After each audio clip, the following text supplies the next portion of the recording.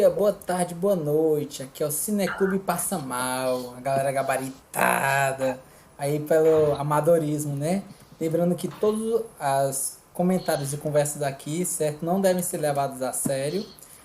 Vai ter muito spoiler e o vídeo vai demorar muito. Então, quem quiser, é melhor agir como se fosse um podcast, certo? Outro ponto também para lembrar, que é muito importante por sinal, é falar o filme. Que o nome do filme é A Caça, de 2013, filme dinamarquês.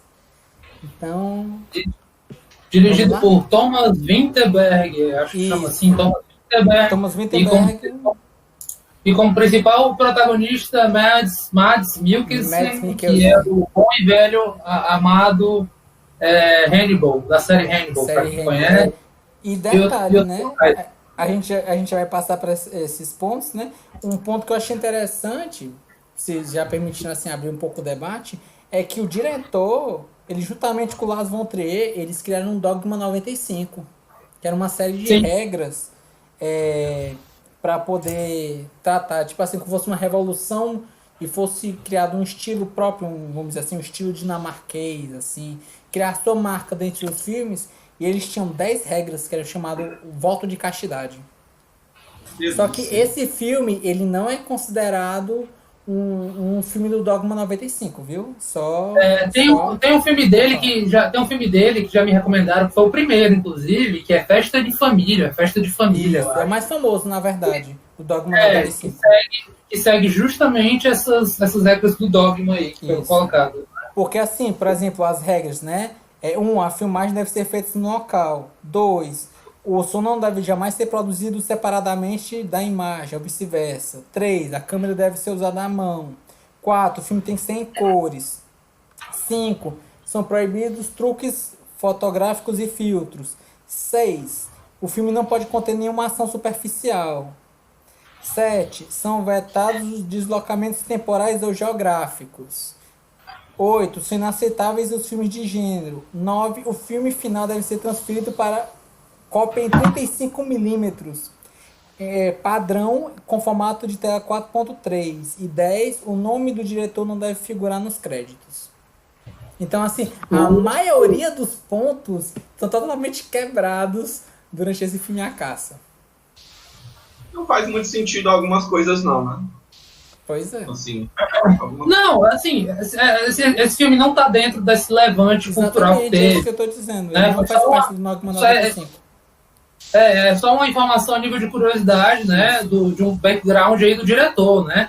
Inclusive, coincidência ou não, inclusive por coincidência ou não, chame de sincronicidade para quem manja aí de teoria junguiana, né? Analítica, enfim, psicanálise junguiana, psicologia analítica junguiana, né? Inclusive, o diretor Thomas Vinterberg está lançando, foi esse ano, não, foi agora 2020, ele lançou Drunk, né? Vulgo Bêbado, né? Que também é estrelado pelo Mads Mikkelsen, né? A proposta do filme Qual é o filme? é uma galerinha que vai fazer um teste laboratorial, como se fosse um laboratório da vida, e que vão se manter a maioria do tempo embriagados, como sendo um medidor de felicidade e satisfação, né? Então, eu acho muito interessante o tipo de coisa que esse diretor ele gosta de trabalhar, sabe? Eu tô achando bem assim, interessante essa visão dele de pegar coisas que supostamente são corriqueiríssimas, mas ele quer chafurdar ali no detalhe, saca? Ele quer chafurdar como é que se diz? No que tá por baixo ali fervilhando, que é frágil, entendeu? Sabe? Eu acho interessante essa coisa. Ou seja, ele vai mexer com bebida, meu parceiro.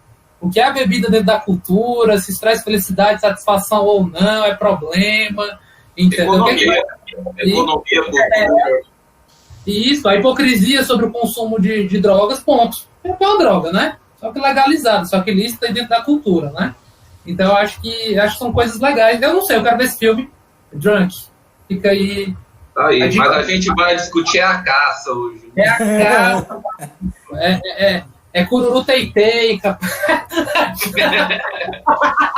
Seja lá o que significa. Só que aqui no caso é cururu peipei, meu parceiro, porque é bala. Eu achava que fosse bumbum tantã. Opa, fica aí a homenagem. Quem pegou, pegou, entendeu? Né? Quem não pegou não vai virar crocodilo. Jacaré, né? Entendeu? Sempre tem.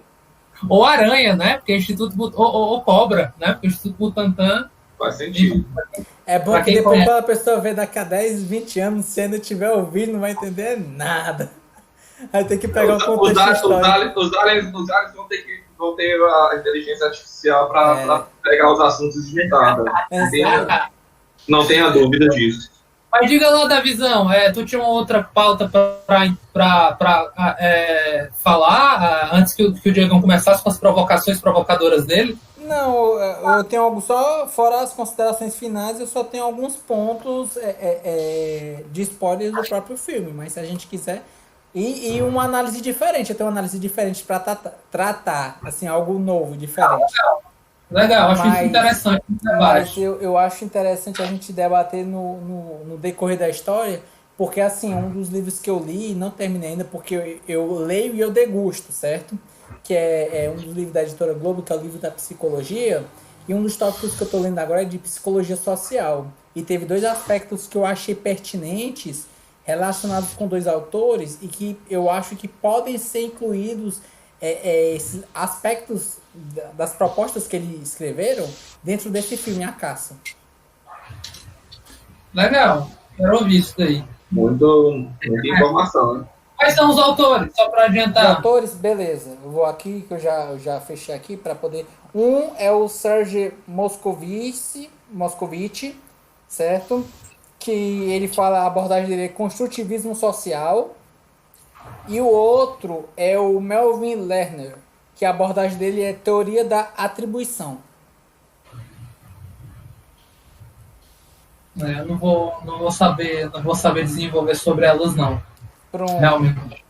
Aí eu posso, acho que é interessante a gente falar, a gente poder debater essas coisas e no decorrer... Vai outra hora de incluir essas informações, né? Isso. Ei, Diegão, bora então começar contigo, meu filho. Você tem 3 perguntas, 3 provocações para incitar. Na verdade, eu tenho mais umas 4, né? Mas vamos lá. Eu vou começar com uma pergunta que eu já quero mais pro Henrique, né? Mas sempre bom discutir, né? Eu quero começar primeiro perguntando para vocês o que vocês entenderam do filme, da temática, da mensagem que o filme quis passar, de uma maneira geral, né? De uma maneira que vocês viram o filme, né? E agora as perguntas mais... Eu vou contar aqui, depois eu posto aqui no chat e falo para vocês. Bom, a primeira pergunta é bem direta, né? E se o protagonista fosse realmente pedófilo? Vamos começar por essa. Caramba, essa é a primeira? Essa não é a segunda, não? É a primeira. Caralho, mas tá. A segunda é... A cultura de cancelamento é mais positiva do que negativa para a sociedade?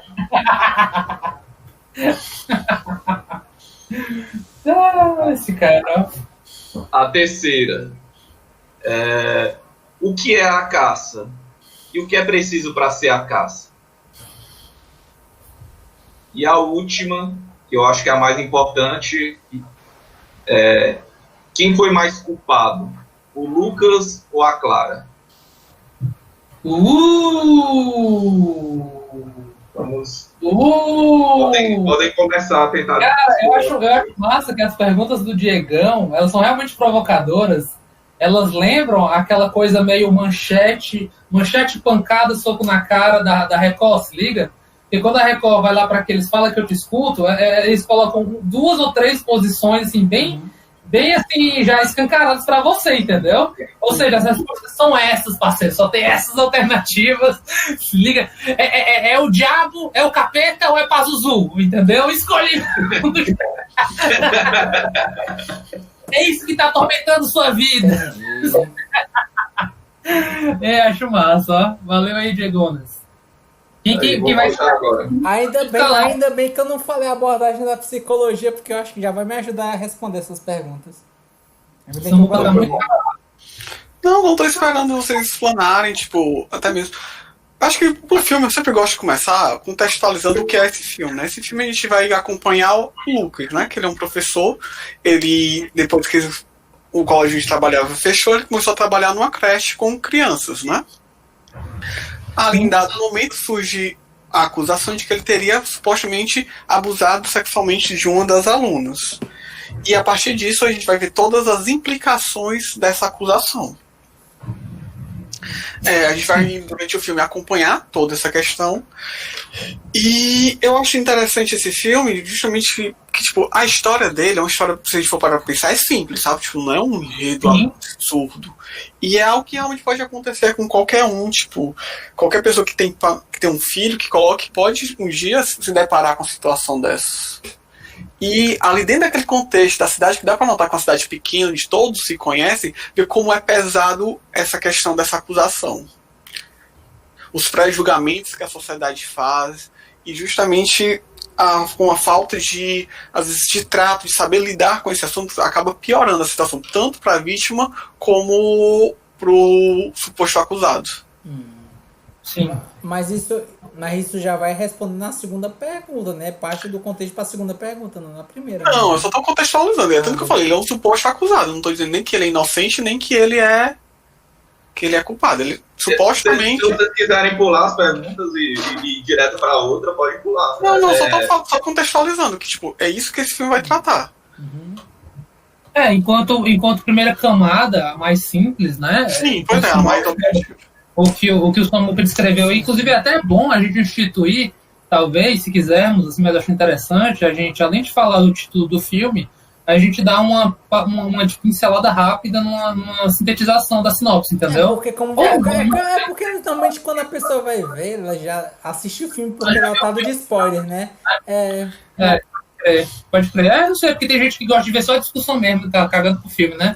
Que é aprender do filme a partir do que os outros falam, né? Que é saber do filme a partir do que os outros comentam sobre, né? O pessoal faz muito isso.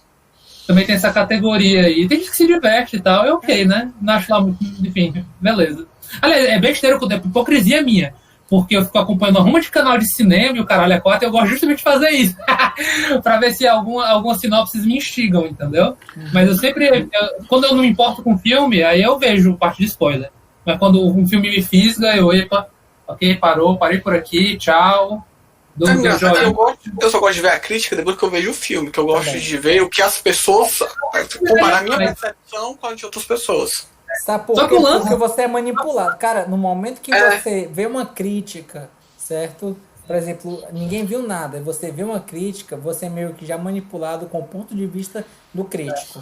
Então, quando você vai com a visão do crítico. É justamente que eu tinha um amigo que ele tinha esse negócio. Antes de ver o filme, ele queria ler a crítica do filme, que ele disse que ele conseguia aproveitar melhor. Eu falei, na minha opinião, não. Você tá aproveitando através dos olhos de outra pessoa. Você tá vendo o que ele vê e não tá vendo o que ele não viu. Sabe qual é um exemplo de um filme... Pronto, sabe qual é um exemplo de um filme que você pode ver o filme, você pode não gostar, mas com o exemplo do crítico, você vendo o filme, você pode ter uma visão melhor? É o último filme do Kubrick. Olhos Bem Fechados. É ótimo ver o ele você vê... Eu particularmente, eu vi a primeira vez o filme, eu conheci outras pessoas que viram o filme e detestaram.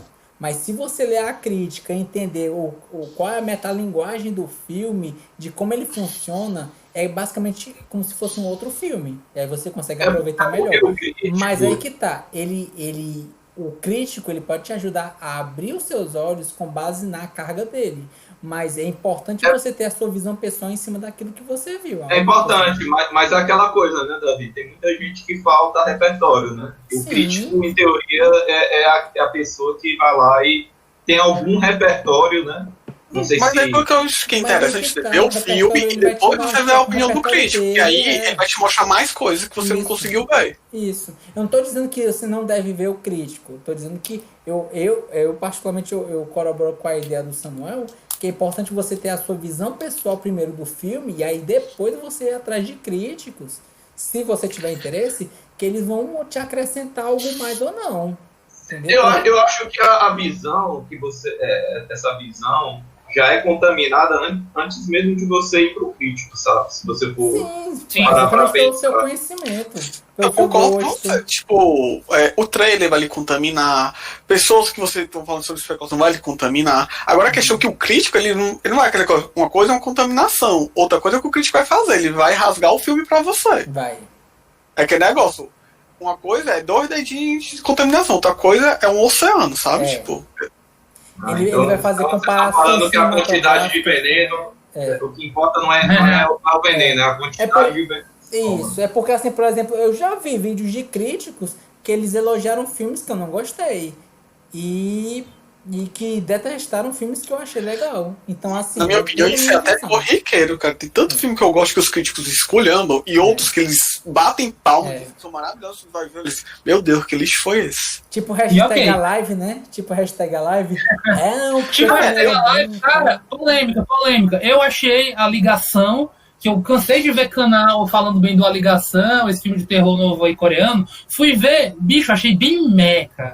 Macho, Não vi ainda. cara, a ligação eu Cara, também, Eduardo, eu concordo com você, assim, rasgaram muita seda pra pouca coisa. Pouca coisa. Total. Aí, galera, a gente adora falar sobre essa coisa, mas vamos voltar pra caça, né? Tipo, vamos voltar pra lá. Mas vem cá, beleza, eu entendi que a gente não precisa seguir um padrão aí da ordem das perguntas, né? Aí deixa eu checar novamente essas provocações, né? Eu posso dizer, as perguntas, né? A primeira e se o protagonista realmente fosse pedófilo?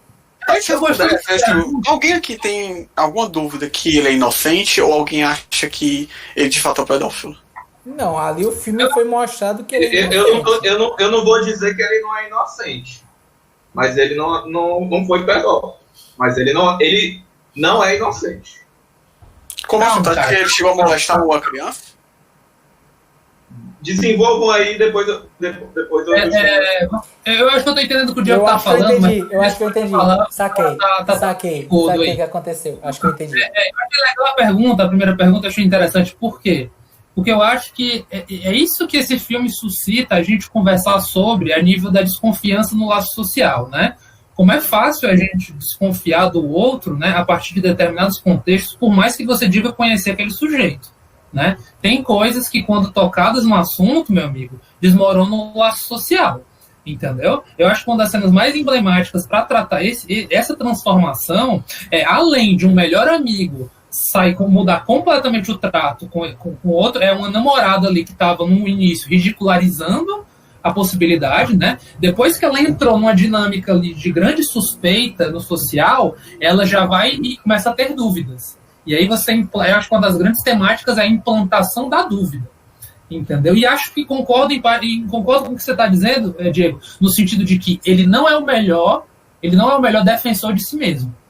E eu acho que isso cabe muito debate. Ele, como o filme mostrou ele, eu acho que a situação já é muito delicadíssima, entendeu? E eu acho que a maneira como ele se defende, e aí é uma coisa que eu estava até discutindo com a Vera, é que até que ponto a cultura foi uma coisa importantíssima ali na maneira como ele reage à situação, como as pessoas também reagiram, aquele entorno reagiram à situação.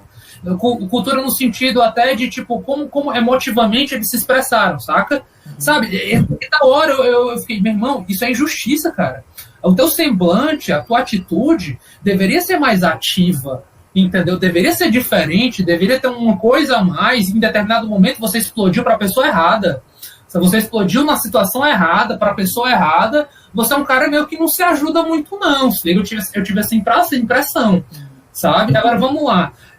Se não nos é apresentado aqueles primeiros... Cara, eu sinto que os primeiros minutos de filme é para nos convencer de que, meu irmão, esse cara é um cara legal. Esse cara é um cara bacana, é um cara legal, ele é amigo, ele é companheiro, ele é da comunidade, ele é uma pessoa decente, entendeu? Ele ama verdadeiramente as crianças, ele gosta de estar trabalhando lá, ama seu filho também e tudo mais. Eu acho que o filme tenta trabalhar a gente, inclusive mostrando aquela cena, que é a cena daquele namoramento infantil, né? Que a Clara tem para com ele. E aí o filme é muito na sutileza também de dizer que, olha, ela tem uns pais que ficam se batendo boca, eles têm uma relação bem passiva-agressiva. Eu diria, né? E também você nota ali que a Clara, ela tem um abandono parental. Você vê que, tipo, tem um problema, ela é esquecida no colégio, o pessoal demora pra educar. Não toma cuidado pra quem vai deixar ela. Então você nota que aí o nosso protagonista, né, o Lucas, ele acaba suprindo essa figura paterna em muitos momentos. Exatamente, né? E, cara, e aí que tá, novamente, o diretor tá mexendo com um tabuzaço, entendeu? Ele tá mexendo, inclusive, com um tabu da gente poder conversar. Olha, é uma criança de, sei lá, ela tem o quê? 6 anos? 5? Né? É uma criança de 5, 6 anos que demonstrou um ato que, acho que alguns pais saíram da sala quando viram a criança lá indo beijar o Lucas lá naquela cena lá, entendeu? E ele foi lá e manejou e disse, eu acho que você deveria devolver esse coração, entendeu? Então, assim, isso é toda uma preocupação para mostrar como é que ele trata esse tipo de coisa, entendeu? Como é que ele vai tratar e tal. Ele agiu corretamente, ele chegou, explicou para ela como era errado, que ela não deveria fazer aquilo. O que eu acho que, na minha opinião, a conduta dele ali só não foi melhor porque ele não informou a superior dele do que aconteceu. Isso, pronto, beleza, massa, beleza, vamos lá, beleza, massa. Assim, aí mas o que aconteceria se ele informasse? Será que não ia aumentar ainda mais a sua Ele dominaria a narrativa. Para começo de conversa, ele teria a iniciativa de dominar a narrativa, pensando que, cara, será que isso vai levar para algum canto? Entendeu? Porque pegou de surpresa o escalonamento do caso, né?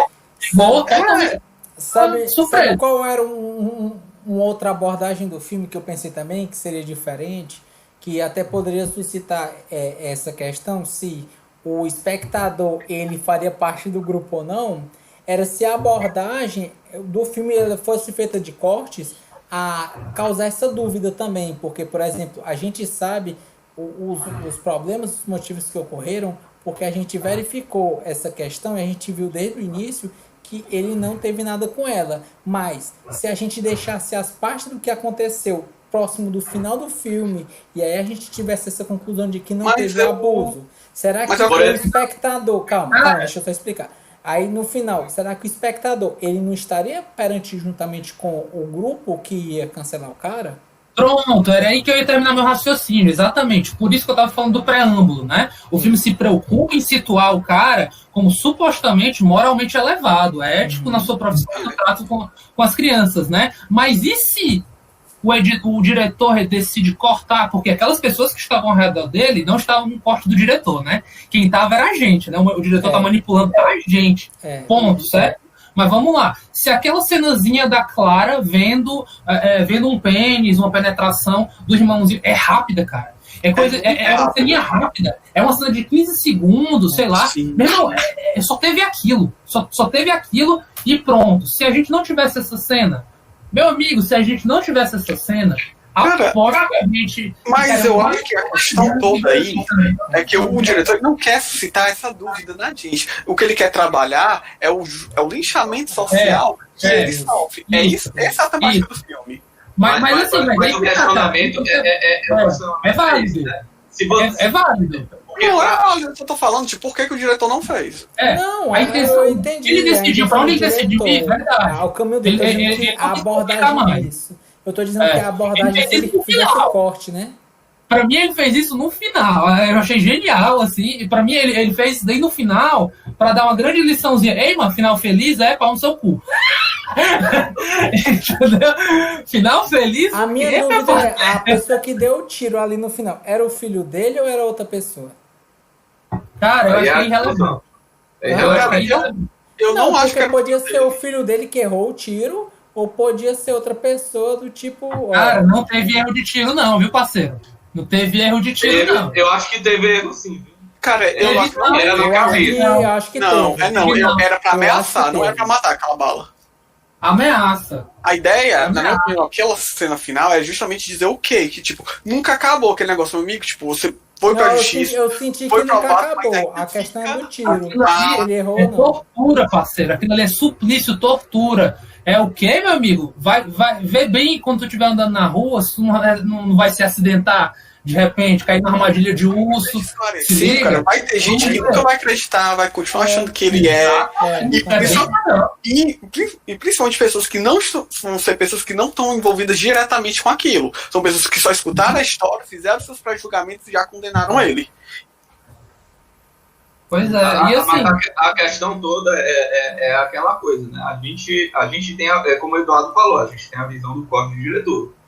Mas para o pai o pai da Clara, para os outros que estão lá, o Lucas Sim, é super difícil. É um tema.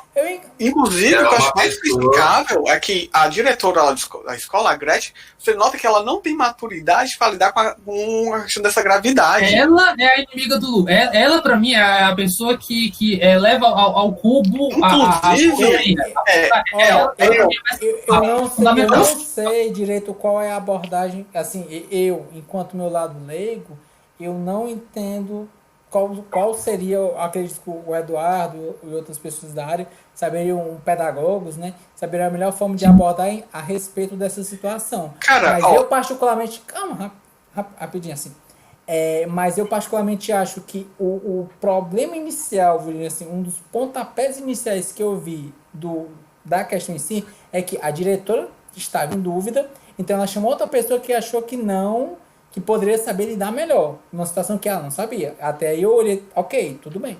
A questão é que ele começou a fazer algumas perguntas que para mim me pareceu dar a entender e a induzir. Sim. E eu acho que a partir disso começou um problema. Eu queria dizer, tipo, aquele cara que ela chama pra ajudar ela a descobrir se ouve ou não ouve, ele fez um péssimo trabalho. Sim. Porque menos inapropriado quando você vai não profissional. Por exemplo, quando você tem uma criança que foi vítima de abuso, é chamado psicólogo judicial pra falar com ela, certo? Os advogados, por exemplo, eles ficam atrás de um vidro, eles só assistem, não lidam diretamente com a criança. E a pergunta de lei é, e depois? Você não dá nenhum tipo de informação para a criança. Você pergunta o que aconteceu, aonde foi. Você não fica perguntando se ele mostrou o que foi que ele mostrou para você. Você não dá. Por quê? Porque ela não sabe dizer o que aconteceu. Você fala, aí ela diz, sim. E ela só foi na onda daquele cara. Você pode notar que a professora ela até passa mal durante o momento lá que o cara pergunta se o cara derramou um líquido branco. Ou seja, quem falou que não foi a criança, foi o cara que ela levou para lá. Outra coisa, você não abre pros pais, tipo, aconteceu um negócio daquele, certo? A primeira coisa que você faz é afastar o profissional, tipo, o professor tal tá sendo acusado, você tira ele do convívio. E aí você vai fazer análise com aquela criança. Você não abre logo de uma vez para saber se houve várias crianças abusadas antes de ter certeza que houve a primeira. Porque senão começa uma histeria e de repente começa um bocado de gente achar que foi. Você nota que nenhuma daquelas crianças foi abusada, mas várias relataram abusos. Principalmente da questão do porão, né? De onde é que veio essa questão do porão? Histeria, tipo, uma criança começa a contar uma história, a outra vai completando a história. E você até nota que a criança tenta uma hora falar a verdade, mas a mãe fala, não, aconteceu, você que não lembra. Uma bobagem. Mas eu acho assim, por exemplo, eu particularmente acho dessa questão a forma como o pai dela lidou, assim, eu particularmente não posso condenar. Não, eu acho o pai dela razoável. Pois é, porque assim, imagina toda a situação, entendeu? No que ocorreu, tanto que ele falou, sentar aqui, aí ele conversou com ele inicialmente, depois, aí ele teve aquela questão acho que é a questão da fase do luto, né? Ele primeiro meio que se negar, não deve ter acontecido isso. Aí depois ele pegou, conversou, ficou pé da vida com o cara, né? Deu umas porradas nele. Cara, é porque é uma quebra de realidade muito grande. É seu melhor amigo sendo acusado de molestar a sua filha. E, tipo, você não tem motivo pra desconfiar que a sua filha inventaria aquilo, né? Então, eu acho que as reações do pai, da família, tipo, são reações razoáveis, tipo, dentro daquilo que se espera. Eu condeno mas assim, todas as reações de todo mundo foram reações esperadas. Não teve nenhuma reação ali que não foi, opa, isso aqui não foi além. Cara, eu vou ser sincero. A reação, eu acho que a diretora, tipo, aquele negócio, eu entendo. É uma creche. Acho que a reação dela foi dentro da limitação dela. Não tinha preparado. Sim, eu tô entendendo com você, cara. Mas não tô entendendo nenhum momento que alguém teve reação errada. Eu tô dizendo que a diretora, ela não tinha maturidade pra lidar com aquele tipo de problema. Não tinha. E muito apropriada ela falou mesmo. que aconteceria naturalmente. E ela mesmo falou. Ela disse, eu chamei você aqui porque realmente eu não sei como lidar com isso. Não à toa, esse cara, em nenhum momento é dito qual é ele é profissional de quê, entendeu? Qual é a profissão dele, o que ele faz. Eu nem ouvi, cara. Eu realmente não me recordo. Cara, qual é a formação dele? Eu não me recordo de ser anunciado em momento não, se me falar. No primeiro, um pedacinho de conta, a Clara, que ele perguntou o que você está fazendo aqui, ela disse, eu me perdi. Quando ele vai acompanhando, ela vai perguntando, você sempre trabalhou na creche? Ela, não, antes eu trabalhava no colégio tal, onde seu irmão estuda. É verdade. Não, a gente tá eu acho que a gente tá confundindo. A gente tava falando do cara que chega pra interrogar. Tá. Aquele cara lá, sim. Realmente não fala. Entendeu? Tô falando disso, vamos lá, entendeu? Tô falando justamente desse cara que vai fazer a entrevista com a Clara, porque pra mim ele praticamente bate o martelo nas suspeitas que a diretora, infelizmente, despreparada, entendeu? Gente, eu acho que o ponto fundamental aí, que a gente não pode perder de vista em momento algum, e eu acho que acabou com a vida daquele cara ali naquele momento, é o seguinte, é acreditar piamente na palavra das crianças. Entendeu? Crianças não mentem. Cara, começou errado. Começou muito errado. Cara. É que nem uma vez eu falei, cara, não é que criança não mente, criança é inocente. Ela não tem noção das consequências do que ela faz. Ela acha que aquilo ali não tem problema nenhum. Principalmente, porque a questão de mentira, verdade, crime feio, algo imoral, antiético, não, é uma coisa que você vai elaborar melhor na criança para 9, 10 anos, entendeu? A gente tá falando ali de uma criança na faixa de 5, 6 anos, cara, que ela tá muito mimética, entendeu? Ela suspeita que algo é errado ou não e reage muito com base no que o adulto fala ou como ele reage. Se falou mais alto, se sugeriu alguma coisa, entendeu? Tudo isso ainda tá acontecendo. Então, realmente, mentira ou verdade para ela, ela não tem noção nenhuma do que estava em jogo naquelas perguntas, entendeu? O que foi mostrado para você, o que não. O que houve foi uma condução, entendeu? Então, quando a gente fala crianças mentem ou não, crianças fantasiam, cara. Crianças fantasiam, elas emotivamente, elas subvertem, elas deturpam a memória, um evento, um fato, sabe? Isso é muito comum de ser feito, e não é na ordem de criminalizar ou algo do tipo sobre a fala da criança, mas é que realmente precisa de um profissional muito bem treinado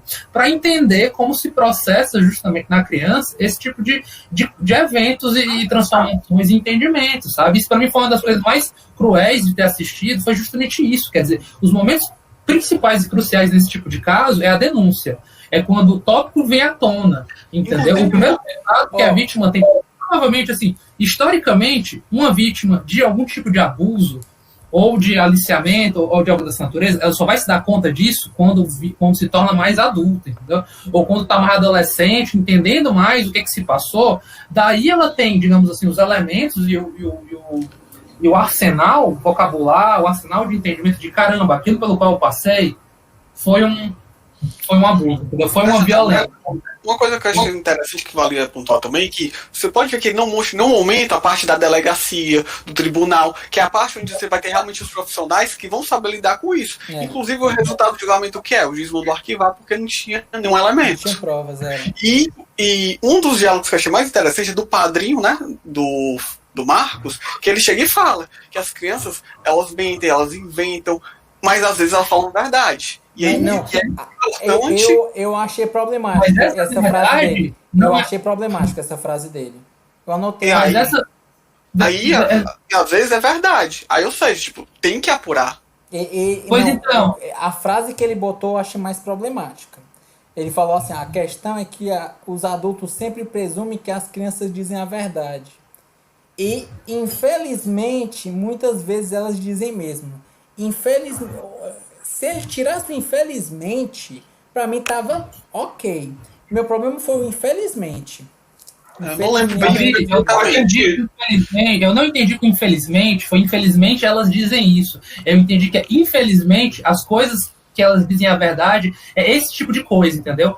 Violência sexual. Eu entendi que o infelizmente dele é por isso. Ah, tá. Porque eu entendi infelizmente de outra forma. É uma questão aí de interpretação de texto e tal, certo? Foi o que eu entendi, entendeu?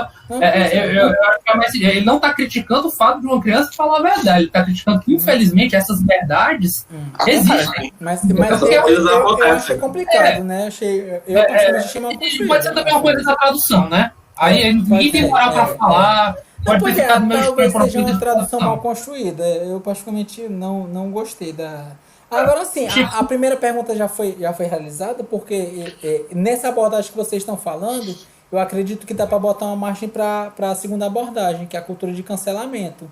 Porque acho que a gente está entrando nesse tópico. Mas assim, a gente entrou pelo menos em consenso que todas as atitudes de todo mundo foi razoável, assim, tem sentido. Cara, eu consigo, até certo ponto, eu concordo. Tipo, algumas pessoas, tipo, diretora, os pais que ficam com medo do que vai acontecer com seus filhos, os amigos. Agora tem gente ali, cara, que tipo é só da comunidade. O cara não quer vender comida. Vamos supor, tipo, o cara, o dono da loja, certo? Gente lá do mercantil. Cara, a gente não sabe. Eu não sei dizer se ele tem algum filho, tipo, mas dá pra entender só que ele chega, a partir do boato ele já fala, você não é mais bem-vindo aqui. Ou seja, é um completo pré-julgamento, cara. Isso. Além disso, depois, no dia que ele é agredido, ele já saiu do tribunal, ou seja, ele já foi inocentado. Só que ainda assim ele mantém a atitude dele de falar, não vem pra você. Mas a dúvida da justiça é algo que é comum, né, Samuel? Popularmente falando. Não, mas eu acho que, tipo, como? Se a gente for parar para analisar, tipo, só prender um pedófilo, aí a família um caso que poderia acontecer, né? Prender um pedófilo, a família ficou devastada, né? A família ficou destruída. Soltam esse pedófilo, sei lá, talvez o cara fosse milionário, rico, não é o caso do filme, né?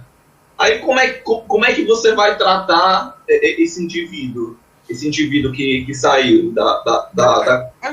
do julgamento.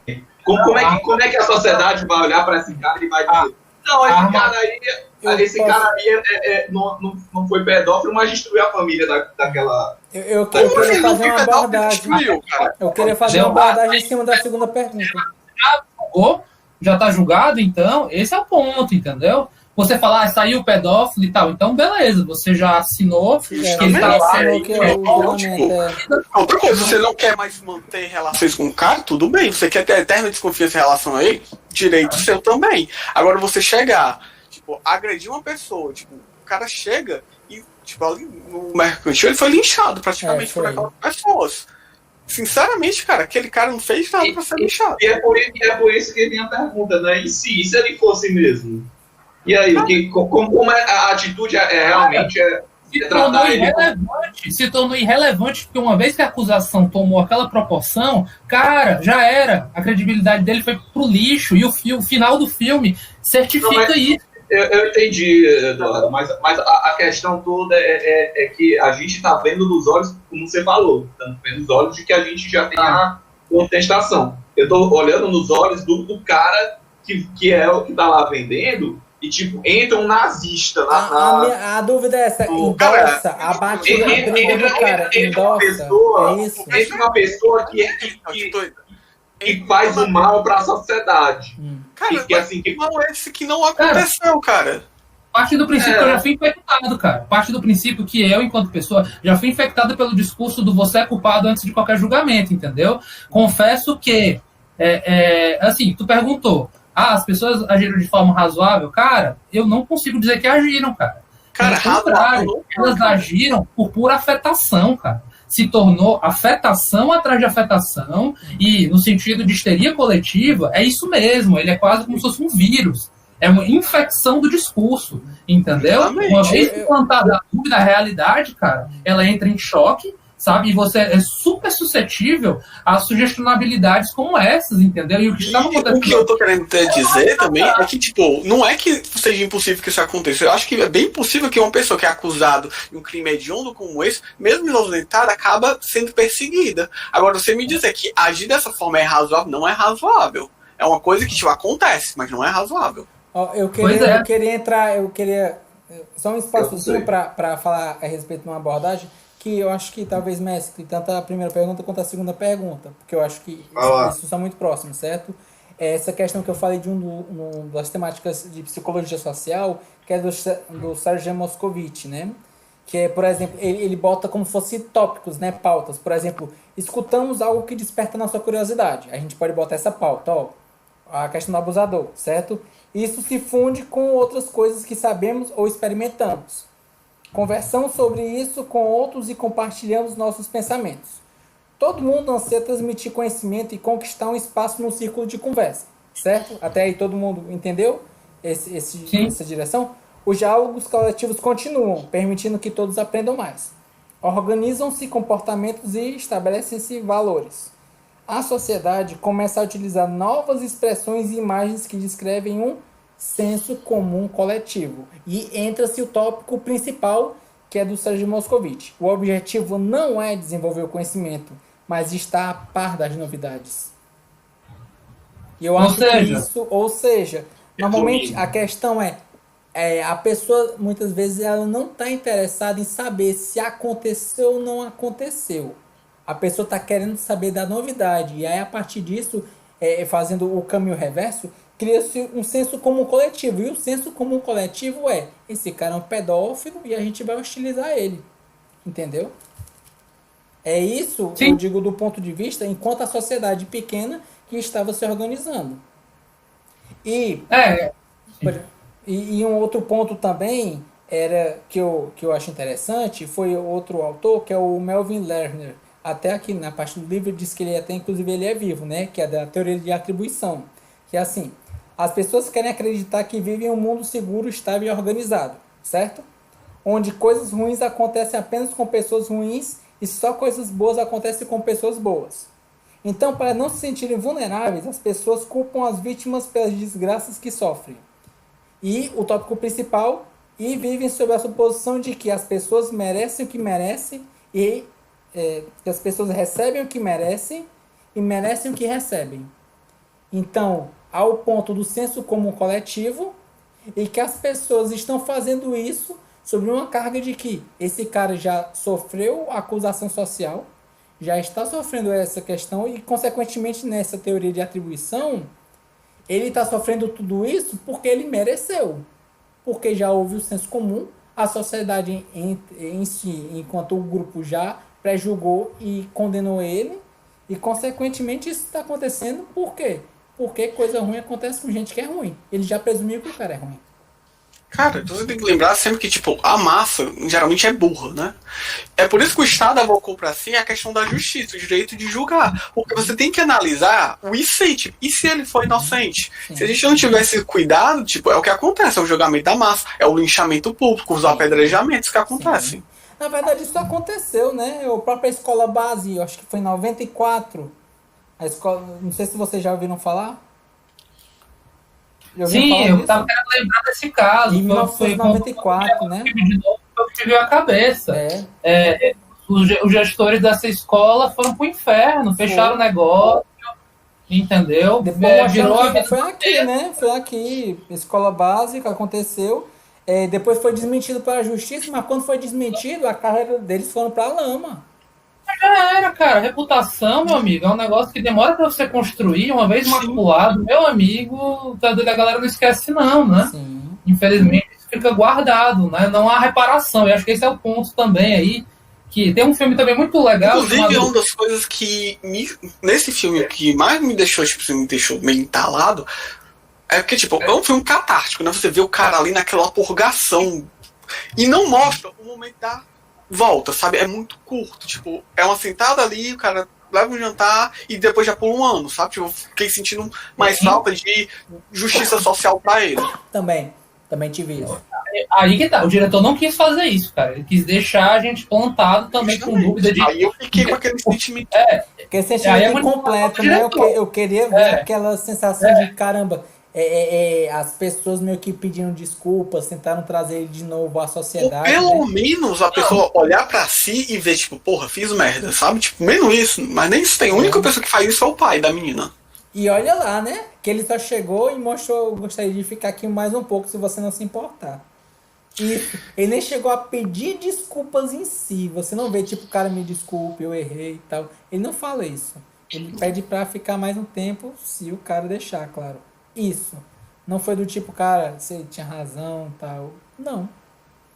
Eu concordo com muitas coisas que vocês estão falando, mas fazendo assim esse exercício, né, de olhar para a comunidade, né, e você olhar e ver uma situação como essa, eu acho que a indignação da comunidade é algo que é como se, sei lá, você vê uma injustiça gigantesca. Cara, mas a questão toda, Diego, olha, vamos pegar o caso concreto do filme, certo? Você pega todas as crianças, você pega o depoimento delas escolhido por um profissional, certo?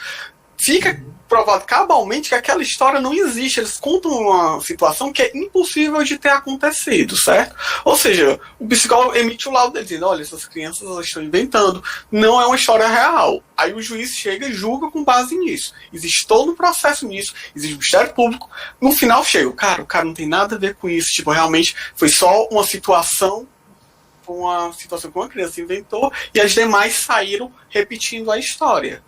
Ou seja, se você chega, o Poder Judiciário chega e emite um juízo desse, com provas, com todo um processo legal, e no final das contas ele ainda fala, não sei, eu falei, então, meu amigo, pra que serve o Poder Judiciário, sabe? Tipo, tem que entender que, tipo, às vezes, o julgamento pode não ser o que a gente quer, o que a gente esperava, mas é o que acontece, sabe? Tipo, uma coisa a gente vê com exemplos, quando a gente vê tipo, gente que é absolvido por falta de provas, realmente dá uma indignação, porque, tipo, você sabe que não foi condenado porque não tinha provas. Outra coisa é quando você tem provas que demonstram exatamente o que aconteceu. Quando você vê provas que demonstram o que aconteceu, cara, a gente tem que ser capaz de passar por cima dos nossos julgamentos e preconceitos e aceitar a verdade dos fatos. Não, aí vamos pegar um exemplo. Não houve, né? Vamos pegar um exemplo. Isso, né? Pois vamos pegar um exemplo de comunidade assim, de crimes que não são comprovados. Vamos pegar político que rouba, mas não é comprovado. Sim, isso dá indignação. Isso não gera uma indignação? Sim, mas estou falando do caso do filme. No caso do filme, vamos com calma. Mas aí que tá, eu entendi. O Diego tá botando um exercício. Mas o exercício é esse. A gente parar para analisar, porque a gente tem a informação, né? A gente tem todas tem informação, mas a sociedade em si não tem, né? As pessoas não têm. Aquela situação judicial que, por exemplo, você falou do caso dos especialistas que analisaram as crianças do porão. Eles têm essa informação, mas não divulgam, ou não é bem esclarecido. Na verdade, eu acho que foi errado essa questão dos psicólogos. Eu acho que o psicólogo, não sei se foi o professor ou foi outra pessoa, mas a análise que eu vi ali é que houve alguma histeria coletiva e quem pegou foi mais o pessoal do judiciário mesmo, de chegar e dizer o negócio do porão. Não teve nenhuma fala razoável de um profissional psicopedagogo ou psicólogo sobre o caso. Não foi mostrada essa parte judicial. A gente só sabe o quê? Que na colhida do depoimento das crianças, elas falavam que iam para um porão assim assado, só que quando a polícia chegou lá, não existia tal porão.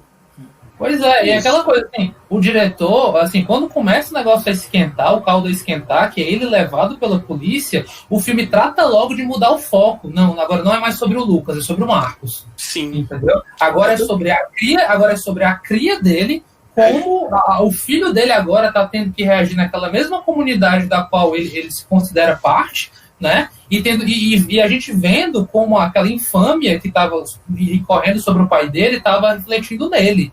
Né? O filme que ele quer discutir é o julgamento social. Sim. Os reflexos disso, quer dizer, nem ele saiu ileso, né, parceiro? Não. Quer dizer, nem ele saiu ileso da parada. E assim, ele foi meio assim, ele também agiu, não razoavelmente, agiu afetivamente, né? Com raiva. Também, no momento que, caramba, podia ter sido. É aquela coisa, o grito de injustiça, meu amigo, é algo que a gente não consegue segurar lá muito bem, não. Quando você chegar. Mataram um cachorro, né? Mataram É, o cachorro. caraca, Cachorro, o cachorro do cara. É tipo, mataram o cachorro que o pai fez. Cara, sai daqui. Tu não tem Não, Foi. Garoto, né? Você não Segurou o tem garoto, quer fazer maturidade, besteira. Você não tem maturidade pra lidar com isso aí. Ele ia pegar o primeiro da rua, mano, e tacar uma pedrada. Foi tu, né? Foi tu, vou te matar. É tu mesmo. E aí ia rolar merda, entendeu? Isso Ele ia para pensar fazer. o filho dele tem 15 anos, né? Que ele vai completar 16 e vai tirar a licença de caça. Ou seja, você com 15 anos ter que lidar com aquilo que ele tá lidando é muito pesado. Mas eu queria voltar de novo para a pergunta, porque realmente é algo que a gente tem que parar para analisar mesmo, para pensar. A gente tem toda essa noção, né, de que da inocência do Lucas e tudo mais, mas é importante a gente ver que a sociedade ela está indignada com um crime que não aconteceu, mas que para a sociedade é um crime que não está comprovado para eles, não está esclarecido isso. Não, é um crime hediondo que afeta a própria sociedade, entendeu? Tem consequências que, assim, independente de se não aconteceu ou aconteceu, as consequências estão lá. A família da Clara vai estar devastada para sempre, entendeu? Tá o cara de asa, agora eu digo, viu? Olha isso como aquela família é negligente, certo? A menina foi supostamente abusada, certo? A menina sai de casa, vai até a casa do suposto abusador e não tem ninguém pra prestar atenção nela, cara. Você vê como abandono. Abandono. Aí que o cara chega e fala, Clara, a sua mãe sabe que você tá aqui? Não, sabe não. Pois eu acho melhor você avisar sua mãe. Aí daí começa a perguntar, a conversar com a menina, começa a tentar buscar mais informações nela, ela não tem aquelas informações. E quando você nota ali que ele começa a perder ali, que ele quer saber quem mais está falando isso, aí ela corre. Eu acho que é aí que, gente, eu fiquei assim, essa é a segunda vez que eu vejo esse filme, eu tava até falando com a Vera, que tipo, Vera, eu acho que esse filme, como o Samuco já colocou lá no começo e alguns concordaram, é um filme simples, enquanto estrutura narrativa e apresentação dos fatos, mas que lida com valores complexos, né? E não é tão simples. Em termos narrativos, você meio que pega, então não existe muita metalinguagem, né? Meta-simbolismos e tal. O que eu consegui capturar desse meta-simbolismo, porque eu fiquei intrigado. Caralho, mas por que a caça? Sabe, eu fiquei aqui, realmente, eu batuto até hoje, tava batuto até, mas por que caça? Por que ele escolheu falar isso no título do coisa, né? E eu acho que é a perca da pureza, né, galera? Assim, a pureza, eu acho que o pai dela até que fala, né? Minha filha, na hora que ela diz, quase dormindo, né? Eu falei besteira do Lucas. Ela admite ali, olha, ela tá começando a se dar conta, né? Eu falei besteira dele e tal. E o pai fica... Ele tá lá indignado também, já com a dúvida de que, nossa, eu acho que ele não fez isso e a gente cometeu uma injustiça com o Lucas e tal, né? Desde o início ele ia falar dessa questão do tique, né? Eu te conheço quando você mente. Cara, você inclusive foi uma das coisas que eu fiz. Tipo, como eu assisti no computador, avançar e voltar ao filme é algo fácil, né? Quando eu terminei de ver o filme, eu fui olhar todos os momentos de pressão, eu fui ver como era o tique do olho na hora que ele falou. Eu falei, cara, você tá falando dessa história do tique do olho, não foi de graça que ele me deu essa informação. Aí eu vi todas as vezes que ele disse que não fez, não tem tique, ele tá com a cara lisa. Ou seja, o Mads Mikkelsen é um ator excelente, porque só um ator excelente consegue fazer essa questão da expressão dos tiques das coisas. Você não vê o Chris Evans fazendo, por exemplo, essa questão do tique. Nossa. Eu acho que foi um papel que cobrou do Mikkelsen realmente uma expressividade pelo olhar, cara. Ele foi premiado, né? Ele foi premiado. E eu acho que esse filme também nos hiatos de silêncio, sabe? Às vezes as pessoas só estão ali caladas, só que tá muita coisa acontecendo naqueles olhares. É uma atenção no olhar, parceiro. É atenção no olhar mesmo de, caramba, esse cara vai me matar mesmo. Esse cara tá doido. Olhar julgamento, tipo... Aquelas professoras que olham pra ela, tipo, ela namora um pedófilo, sabe? Tipo... Então, voltando àquele lance lá da pureza perdida, cara, o paraíso perdido. Existe um probleminha no paraíso, entendeu? Existem predadores, né? Assim, não que o Lucas era, mas uma vez que o caso Lucas aparece, ou aquelas pessoas daquela comunidade se dão de conta que, caralho, isso pode existir. E tá aqui, né? Não tá longe ali num documentário, num noticiário distante, entendeu? Aconteceu aqui agora. né? Então, assim, todos os nossos filhos, eles são potenciais caças, né? Porque, de fato, existem predadores, no sentido mesmo do termo como alguns teóricos gostam de colocar, predadores sexuais, né? O própria questão eu não digo da sociedade dinamarquesa em geral, eu digo mais no sentido de sociedade americana, né? Enquanto questão de mídias e filmes, a gente vê muito essa questão até do vigilantismo, né? Que é uma pessoa, uma sociedade fazer justiça com as próprias mãos, não esperar que o Estado, o governo, certo? Ou o poder estabelecido ele consiga resolver, e aí a pessoa tenta resolver por conta própria. Isso sendo mostrado com casos, vamos dizer assim, entre aspas, que deram certo no sentido americano, como por exemplo, Duro de Matar 2, ou Desejo de Matar 2, perdão, ou filmes que mesmo mostram o vigilantismo de forma errada, como o próprio Desejo de Matar 1, que é uma crítica ao vigilantismo, muita gente não sabe o original, e sobre Meninos e Lobos. Sobre Meninos e Lobos, ele é um exemplo de vigilantismo próximo do final do filme que deu errado. Tropa de Elite 1. Sim, vamos lá, tesouro nacional. Também, mas eu digo assim, sobre Meninos e Lobos em especial, porque ele trata sobre essa questão também, certo? Essa questão de crimes sexuais para menores, certo? Então, assim, é uma abordagem, ele mostra o vigilantismo, ele mostra que isso, na maioria dos casos... Isso só te cortar rapidinho, Davi, isso me lembrou do vigilantismo do Watchmen lá, do Rorschach lá com o pedófilo.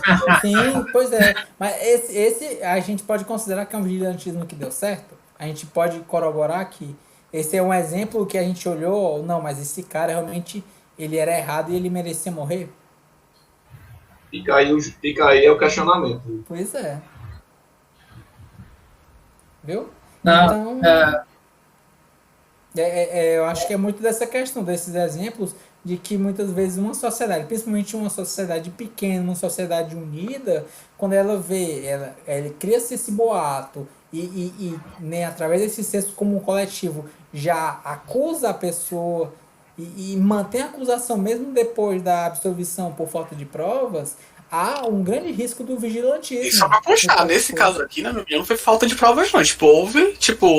Deu a entender que houve análise, houve prova, e não aconteceu nada.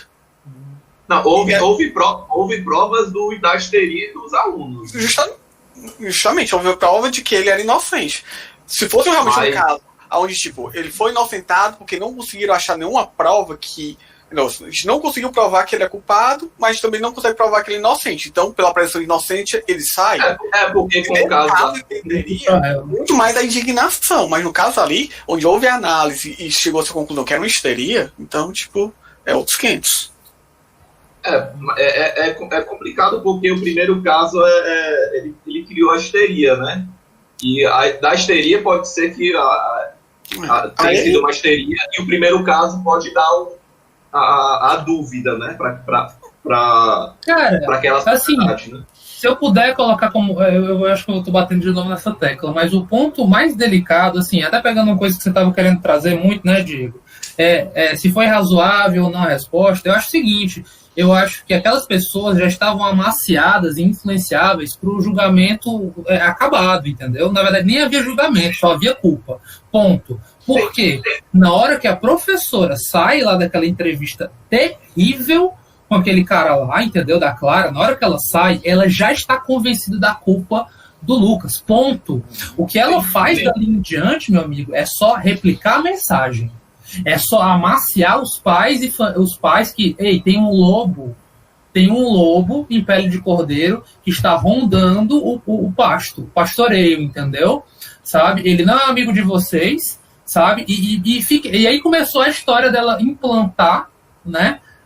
Comecem a se dar conta de sintomas e sinais que as crianças podem estar apresentando, mudanças comportamentais bruscas, enxaquecas, urinar na cama e tal. Meu amigo, aí pronto, uma vez que você implanta essa chacoalhada no paraíso, né? Ela só precisou mesmo dar esse empurrãozinho para a galera começar a ver isso aonde pudesse nas suas crianças, né? Não, ela teve isso mesmo, eu notei que naquele dia, daquela vez, ela estava meio assim assada, tal. E daí aquele laboratóriozinho que aconteceu com a Clara, provavelmente aconteceu com todas aquelas crianças, para você ter toda aquela trama, aquela teia de histeria coletiva do que o pior que acontece é que um pai, ele pega a informação que ele colheu com a primeira criança e ele repassa para a segunda e a segunda repete. Aí o terceiro pai faz a mesma coisa. Então a mesma história... E aí vira um monstro do telefone sem fio. Né? E daí você coloca elementos da sua fantasia, do que você supõe que o filho passou, que não passou, que viu, entendeu? E daí vira assim, um monstro de 19 cabeças, sabe? E você nota que, tipo, por mais que a criança, em determinado momento, tente voltar atrás, os pais já não deixam, porque eles querem aquele resultado. E esse é o ponto criminoso desse caso, que mostra justamente o total desconhecimento do trato desse tipo de situação, que foi, infelizmente, protagonizado por aquela diretora e aquele outro cidadão que nem fizeram questão de identificar qual é a profissão dele e o caralho da quatro que ele faz, né? Tanto que enfim, a última interpretação dela é chamando ele de doente, né? De monstro. Foi, ela ligou a última cena dela, né? Não, e novamente, a fala preocupante de aqui pra mim crianças não mentem. Nossa, desesperada bufona. Eu falei, caralho, doido, assim, isso pra quem... Eu acho que trabalha com o infantil, com criança, com a educação infantil, você chegar... Ligou até pra família, né, dele. Aí, cara.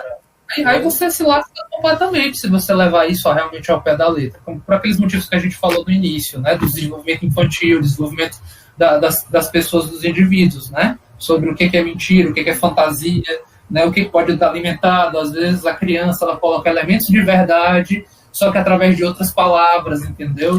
De outras formas, né? Ela não consegue verbalizar o que ela está passando, né? Então, às vezes, as brincadeiras, o brincar, o lúdico é bom para revelar determinadas coisas, né? O mundo psíquico dela, de certa maneira.